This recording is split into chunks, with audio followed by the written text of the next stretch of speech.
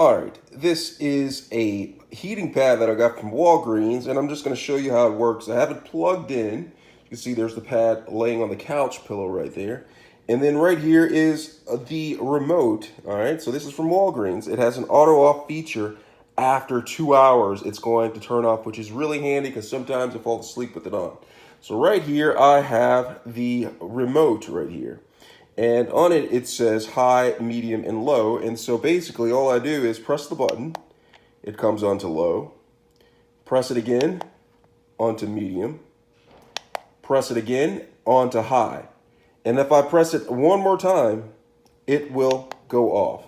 Now, if you keep it on, say for instance, you keep it on high or medium or low, after 2 hours, it says that it will turn off. A really nice safety feature to have.